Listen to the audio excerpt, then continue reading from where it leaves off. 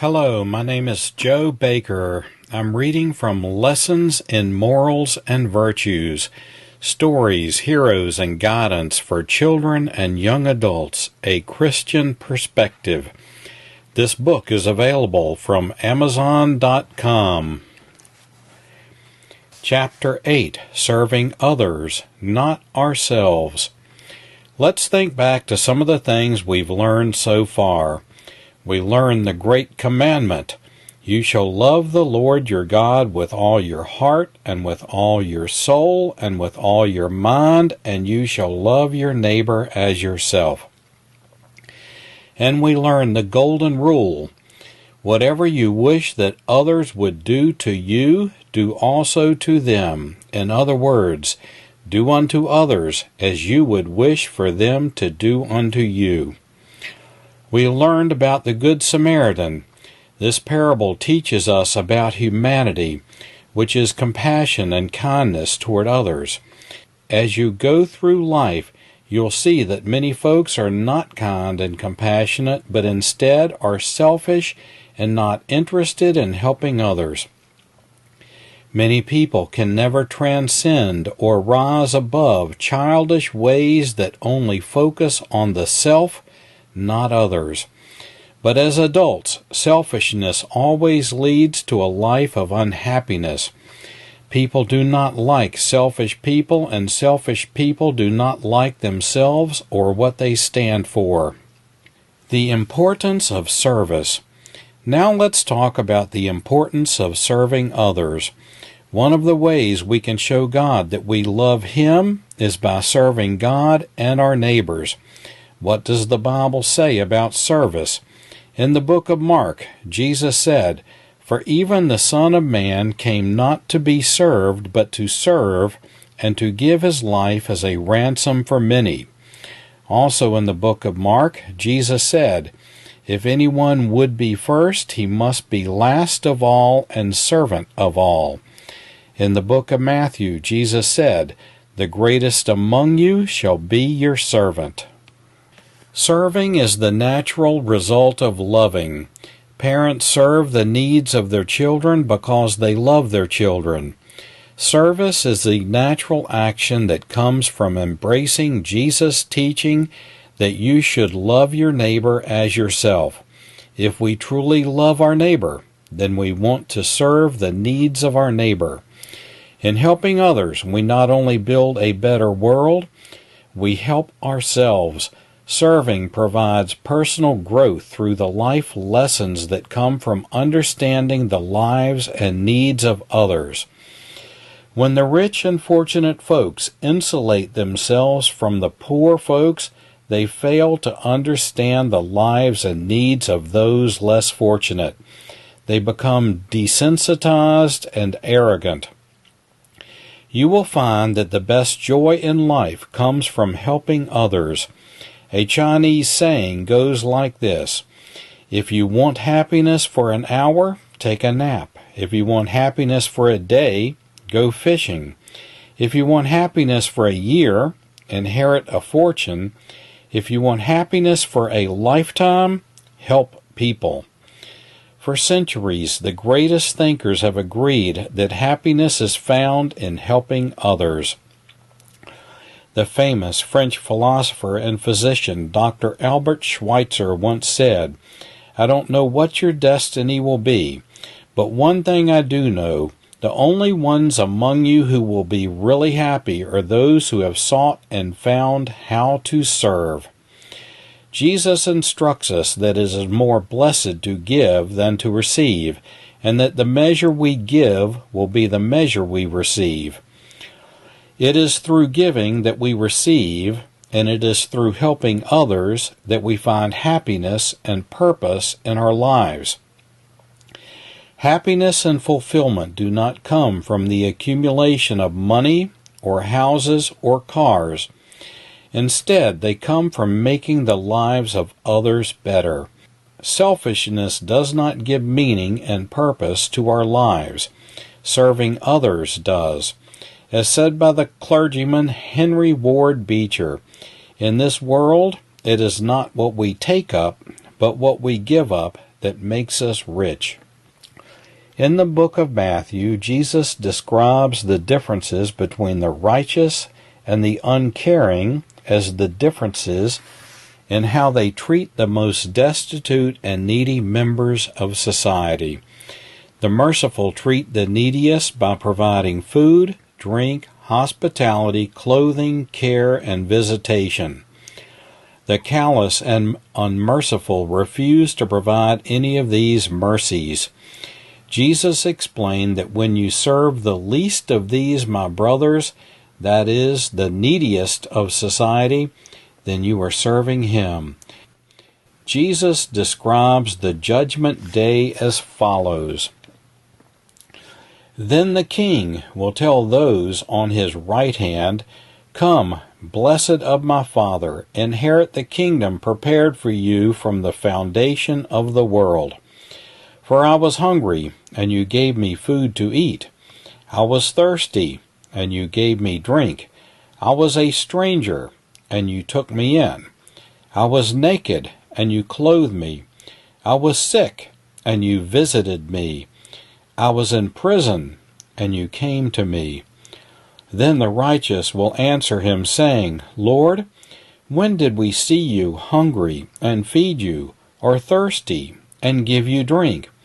When did we see you as a stranger, and take you in, or naked, and clothe you? When did we see you sick, or in prison, and come to you? The king will answer them, Most certainly I tell you, because you did it to one of the least of these my brothers, you did it to me. Then he will say also to those on his left hand, the unmerciful, Depart from me, you cursed, into the eternal fire which is prepared for the devil and his angels. For I was hungry, and you did not give me food to eat. I was thirsty, and you gave me no drink. I was a stranger, and you didn't take me in. Naked, and you didn't clothe me. Sick, and in prison, and you did not visit me. Then they will also answer, saying, Lord, when did we see you hungry, or thirsty, or a stranger, or naked, or sick, or in prison, and didn't help you? Then he, Jesus, will answer them, saying, Most certainly I tell you, because you didn't do it to one of the least of these, you didn't do it to me. What does this Bible story mean? It means that when we serve those in need, we are serving God and pleasing God. Likewise, it means that God is not pleased with those who refuse to serve. Note the very basic nature of these 6 mercies: food, drink, hospitality, clothing, nursing care, and visitation. Almost every person has the means to provide these kinds of mercies. One need not be wealthy to buy a simple meal and drink for a hungry person. One need not be a nurse to help a sick or disabled person. One need not be ordained to visit a lonely person. Obviously, children cannot serve and provide mercies in all of the ways that an adult can. However, children can serve in many ways. Starting at home, they can help their parents by cleaning their play areas and putting away toys and books. They can help put away groceries, laundry, and dishes. They can manage their schoolwork and book bags. Outside the home, they can help teachers and neighbors. Forms of service. Throughout this book, you will hear that we are called to serve God and one another. What does it mean to dedicate our life to serving God? Does it mean that you must be a priest, pastor, nun, or missionary? Certainly the priest, pastor, nun, and missionary are servants of God, but are these the only forms of service? No. You need not have an occupation as a minister or caregiver to be a servant. Great Christian humanitarians are found in all occupations, including actors, musicians, singers, scientists, industrialists, ministers, educators, doctors, and more. We all have our special gifts that hopefully will lead us to our occupations. Most career paths are noble, ultimately serving all or most members of society. Obviously, healthcare providers address real and important human needs. People need to be well to serve. Jesus was a healer. Food providers, the planters, growers, pickers, deliverers, and sellers address real and important human needs. Again, people need to be nourished if they are to serve. Recall Jesus feeding the multitude. Educators address real and important human needs.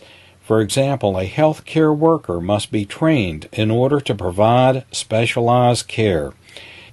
Jesus was a teacher, and his disciples called him teacher. Home builders also address a real and important human need. Is our service complete by just working at our jobs? No, we are also called to model the teachings of Christ, to raise our children in the faith, and to witness to others. To the extent that we can, we need to serve in our church and help neighbors in need. Examples we can follow. Great Christian humanitarians. Let's look at some outstanding examples of people who have dedicated their lives to serving both the Lord and their fellow man. What does it mean to be a humanitarian? Humanitarianism is a moral or philosophy of kindness, benevolence, and sympathy extended to all human beings. In brief, humanitarians try to save lives, end suffering, end injustices, and improve the lives of others. Humanitarians can serve in many ways. Some serve by giving financial support to organizations that provide services to the ones needing help. Scientists and engineers may serve by finding solutions to technical issues such as sanitation issues or water and agricultural issues. Some humanitarians serve by directly providing care, such as the members of Doctors Without Borders. Mother Teresa. Mother Teresa was a Catholic nun and missionary who spent most of her life living among and trying to help the most desperately poor people on the earth. In 1979, Teresa received the Nobel Peace Prize for her work undertaken in the struggle to overcome poverty and distress, which can cause conflict. She refused the prize ceremony, asking that the cost of the ceremony be given to the poor in India. She is considered an icon among compassionate caregivers, and she is known as one of the great humanitarians of the 20th century. While a nun, Teresa experienced what she described as the call within the call. Her first call from God was to be a nun. She said her second call, or the call within a call from the Lord, was as follows: I was to leave the convent and help the poor while living among them. She said the voice of the call was that of Jesus. The voice invited her to be the light of underprivileged ones by dispelling darkness and bringing joy to the lives of those neglected by the world. She created the Order of the Missionaries of Charity, a Roman Catholic congregation of women dedicated to helping the poor. Starting out with only a handful of members, the Missionaries of Charity grew to over 4,000 people. As the ranks of her congregation swelled and donations poured in from across the globe, the scope of Mother Teresa's charitable activities expanded, and she established a leper colony, an orphanage, a nursing home, a family clinic, and a string of mobile health clinics. Florence Nightingale. Florence Nightingale was born in 1820. She is most well known as the founder of modern nursing. She came to prominence while training and managing nurses during the Crimean War, where she developed the ways to care for wounded soldiers. During the Crimean War, Florence Nightingale gained the nickname the Lady with the Lamp because she carried a lamp to make late-night checks of her patients. A newspaper described her as a late-night ministering angel, according to the British paper The Times. Her slender form glides quietly along each corridor. Each poor fellow's face softens with gratitude at the sight of her. When all the medical officers have retired for the night and silence and darkness have settled down upon those miles of prostrate sick, she may be observed alone with a little lamp in her hand, making her solitary rounds. In 1860, Nightingale laid the foundation of professional nursing with the establishment of her nursing school at St. Thomas Hospital in London. It was the first secular nursing school in the world, now part of King's College London.